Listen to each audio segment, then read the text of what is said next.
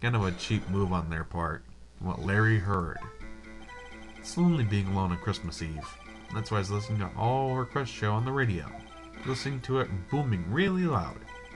I'm sure I heard that gunshot. I remember exactly what the DJ was saying when I heard it too.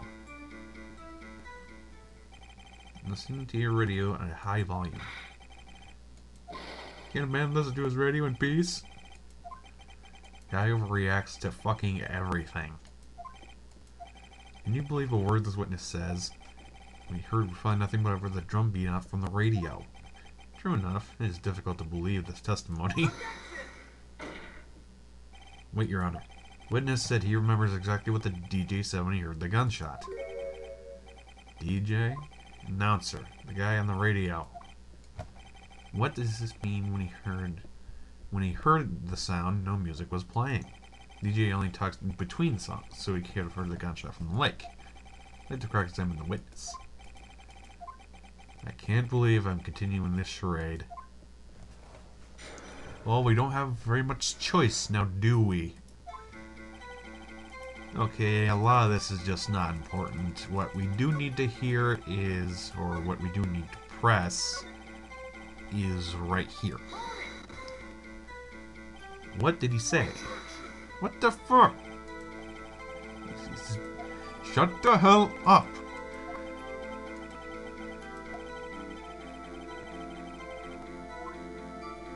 We should care. Of course we should. Well, how do you know if we don't ask?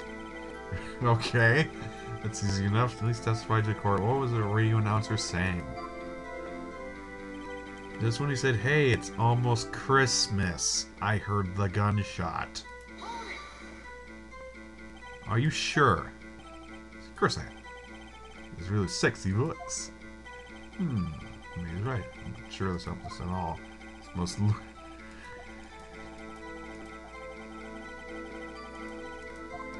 You don't need to press it. It's the last statement. Hey, it's almost Christmas. There we go. Because the other two people said they heard it after midnight. That means it's the next day. You're trying to scare me, Burton. No, I don't scare that easy. Something the matter, Mr. Wright? Your Honor, did you hear what the witness just said? DJ said, hey, it's almost Christmas, when he heard the gunshot. Almost Christmas means it wasn't Christmas. You realize what this means? You heard the gunshot, it was still Christmas Eve. But that contradicts the two testimonies we heard so far. Both Miss Hart and the old man said it happened after midnight when they heard the shots. In other words, when they heard the gunshot, it was Christmas. This is a clear contradiction. Who the hell do we believe? What does this mean? Two prior witnesses heard gunshots after midnight. However, this witness says he heard it before midnight. Answer is simple. The current witness is plainly mistaken. Look at him, suspicious. What? Oh, Mr. Wright, what do you think about what's claimed they heard the gunshot before midnight?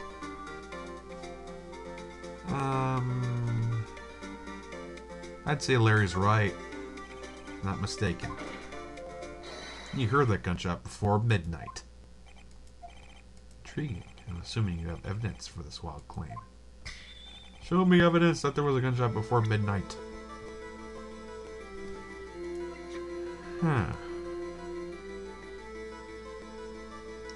Right here. That picture. Look at this photograph. It was taken by our witness yesterday. It's a lot of heart with her automatic camera. Timestamp on the photo reads December 24th, 11:50 p.m.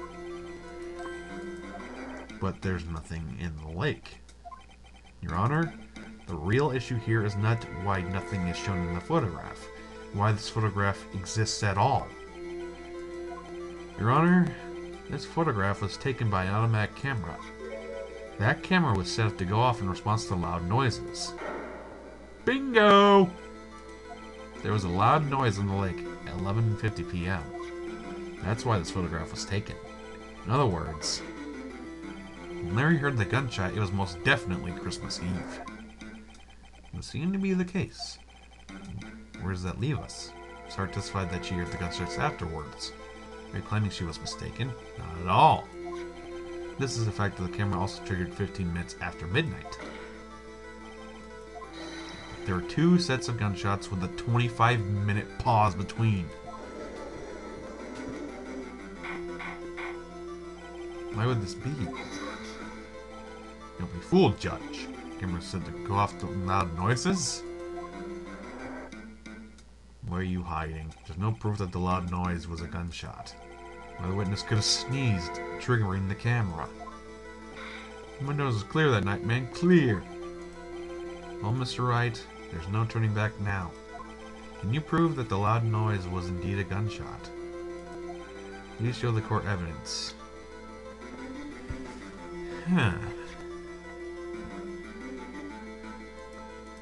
Proof that it was a gunshot. Not really. I can't really think of anything at the moment. Well, how could you prove it was a gunshot?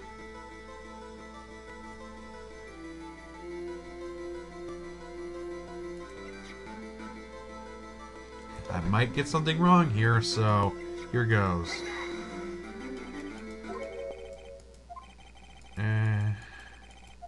Yeah. Ow.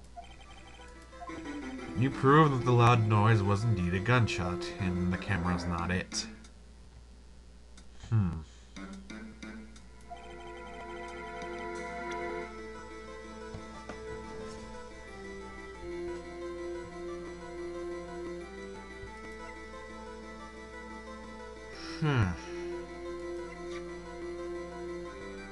How about this? Yes, it's the gun. This is my evidence. The murder weapon? Something about this pistol was bothering me. Both of the witnesses who testified yesterday heard 2 gunshots. However, the murder weapon was fired 3 times. So when was the last shot fired? I never realized the truth. The 3rd shot was the shot Larry heard before midnight. One little mistake. You'd think it would be the camera, but no, it's the gun. However, this leaves me wondering exactly what did happen that night on the lake.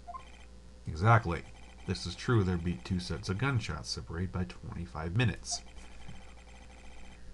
One at 11:50 and another one 15 minutes after midnight. Why ask you why? We're just thinking something quick. Wait a sec. Gunshots separated by 25 minutes. Ah! I have it. I have it! Remember the case with the steel samurai? The murder in this case had the same idea as the murder in that case. If we don't figure this out now, we're doomed. I got a hunch, and I'm gonna run with it. Is this safe? Safe, we're already screwed.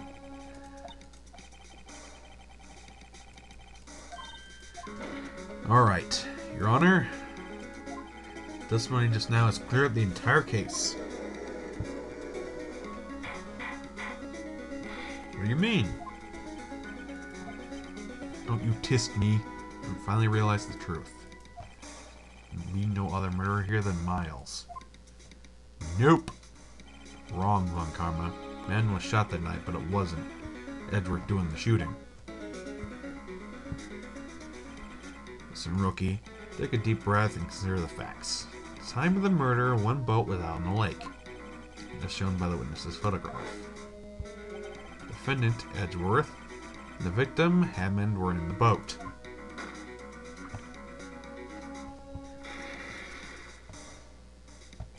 There was a gunshot fired on the boat, and Robert Hammond fell into the lake. Distance of the shooting was 1 meter. Couldn't have been suicide. The guilty party has to be the other man in the boat. It's hard to be imagined any other possibility. But this assumes that the victim was shot at 15 minutes after midnight. What do you mean by that? We have photographic evidence of the time at the shooting. Timestamp of the video reads 12:15. Larry heard a gunshot 25 minutes before that. Hammond was killed then, 25 minutes before the shot in the lake. That's the only way Edward could be innocent. And they don't believe him. Explain who is sitting on the boat. Murdering Hammond? No. Edgeworth and Hammond? No, that's what we want to avoid. We say it is Edgeworth and the murderer.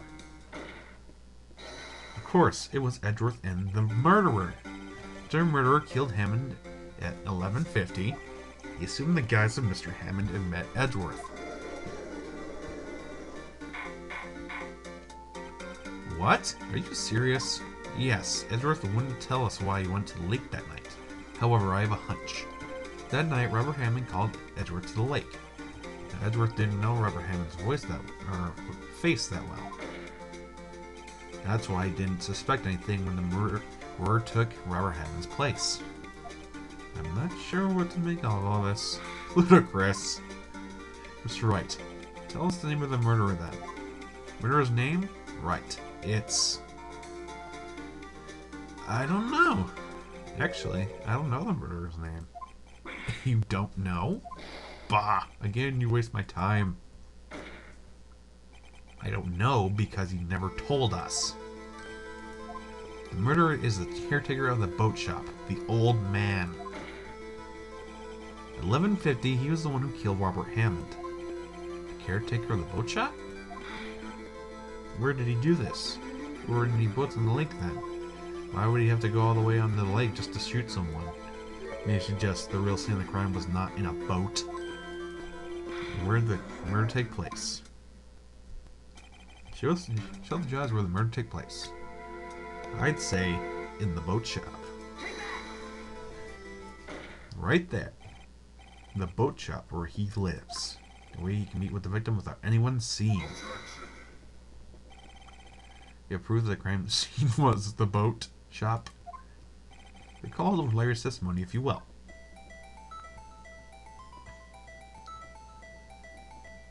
That night he was out on the lake in a boat searching for something. And then he came back. And then just as he started to head for home, he hears a gunshot. He heard a gunshot. Even though he was wearing headphones at the time. In other words, the gunshot was very, very close by. Where would he be by if he just returned a boat? The boat shop. Bingo! Mr. Wright, what happened that night on Gourd Lake? Please tell the court from the beginning. Yes, Your Honor. Yes, I am. If I start from the very beginning and take it slow, I might be able to figure this out. That night, the caretaker of the boat shop called Robert Hammond to his shop.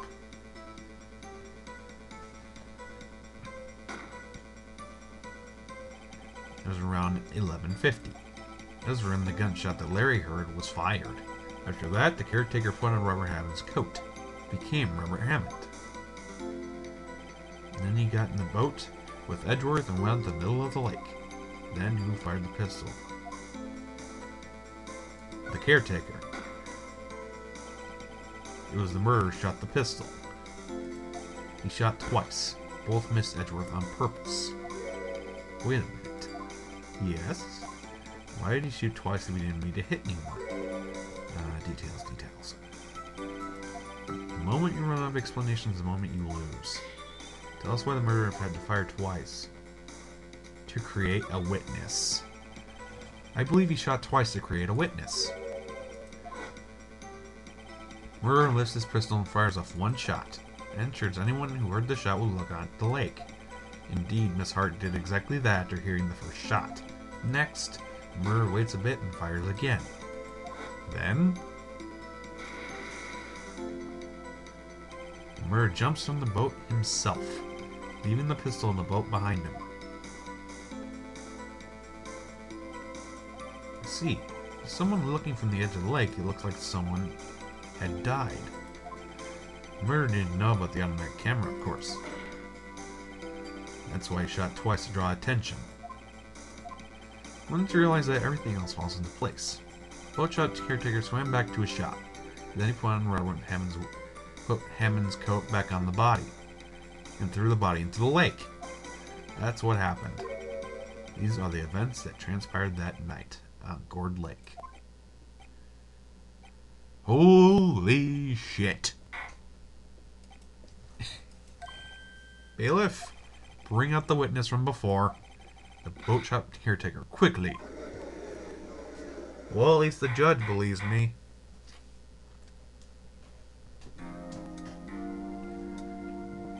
Very well. While we're waiting for the caretaker, I'd like to ask the defendant, Miles Edgeworth, a few questions. Mr. Edgeworth, take the stand. Edgeworth, you heard what the defense has said? Yes. Well, why did you go on the lake that night? What I said is mostly correct. Astonishingly so, actually. Yes. Several days ago, I received a letter. The letter was signed Robert Hammond. He asked me to come to the boat shop by the lake at midnight on Christmas Eve. He said he has something important to discuss with me.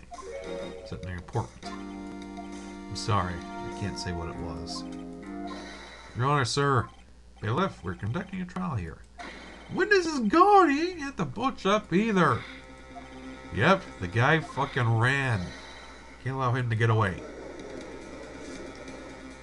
Well, it's a bit too fucking late for that.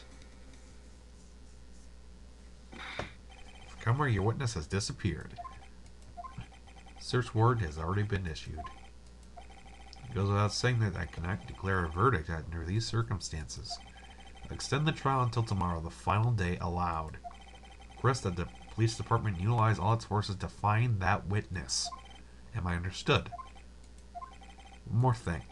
Just who is the boat shop caretaker? I think his identity has become very important to the trial. I want to know who he is. Very well, court is adjourned. We survived yet another day. Hard to believe, ain't it? And all with one muck-up. I'm getting better at this. You did it! Yeah, at least we got out from under that guilty verdict. And what about Larry? He was something else. Really helped us out. Well, he was pretty vague in the beginning, but he did save our asses. Down to the wire, that was as close as it could get. Like us on trial at several clients. Edgeworth. Did you say something? Don't look so pained. I mean, it looks like you're probably just gonna get off the hook. You try to smile. Relax. Sorry, but I fear it's not over for me yet. What do you mean? Right? There's something that's been troubling me for a long time now. I don't know whether or not to tell you. Edgeworth? No, there's so little time left. I want to tell you to get off my chest, but I can't make up my mind. What is this about? It's a nightmare I've had. Memory of a crime that I committed. A crime you committed? Memory of a murder. Oh, great! Now we're gonna have to wait until the next fucking segment to know. Thankfully that trial is now postponed until the next day. So, next time in Let's Play Phoenix Wright Ace Attorney, our final investigation day will begin for Case 4, Turnabout Goodbyes. I'll see you guys then.